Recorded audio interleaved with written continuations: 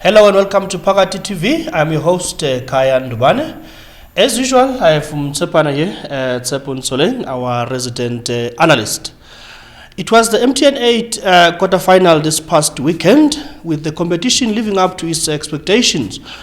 So to say, Mtsepana, with the defending champions being knocked out by Polokwane City. Let's start about that game first. Sure, Barkane, as usual, thanks for welcoming to the show.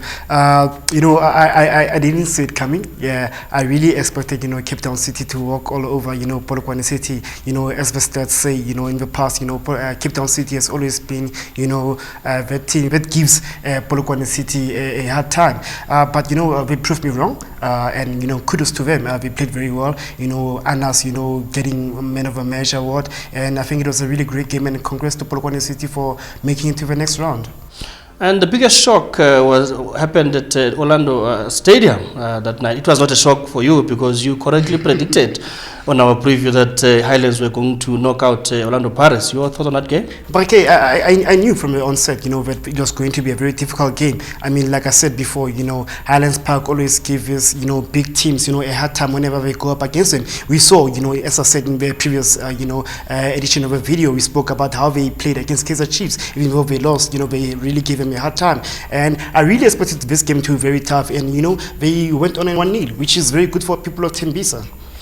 And then later on Saturday evening, Sundowns marched on to the last four, beating Celtic. You also correctly predicted that Sundowns were going to be too much for Celtic. Your thoughts on that one? But hey, Sundowns is a quality team, quality side that has goals in them, and they did show on the day that they can score goals, and no matter what, how much under pressure they are, they can always go up there, and get a win, and they did. I mean, Bloemfontein Celtic played very well. I don't want to lie about that. They played quite well. Ntomisoma Bera getting that goal for them. But unfortunately, Sundowns came back strong and they did quite well to win the match.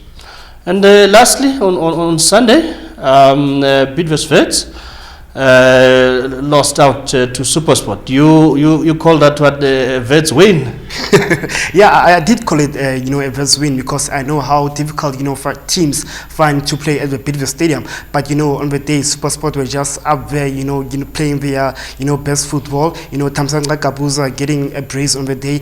Bradley Hobla, continuing to score. It was very great, and the likes of Sipombu, Letebogo Mokoena in the heart of Melbourne for SuperSport, they did quite well. And I was very impressed. I think they're gonna be a very a surprise package in this tournament, and they might do well and go all the way to lift the trophy. The biggest talking point for this weekend was the resignation of Micho, leaving Paris on the eve of that Highlands game.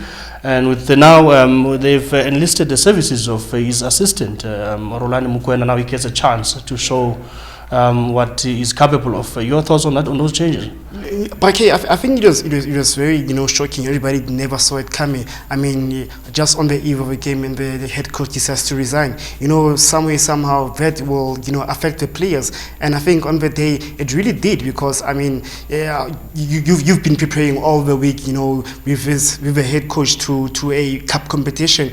But at the end of the day, when you go to the match, there's no coach. So I really think it really affected the players' minds. But again, Rolani Mukwena has been with the players for the last 2 years.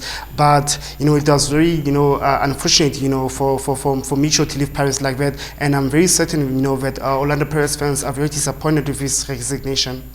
Talk about unfortunate and surprise. We hear that he's joining Zamalek. He was quoted as saying that he was attending to his sick mother. It must be a miraculous recovery on the mother's side for him to now be unveiled as a Zamalek coach so soon. But I think this was just some mind games by him. I mean, I think the Zamalek offer has always been there.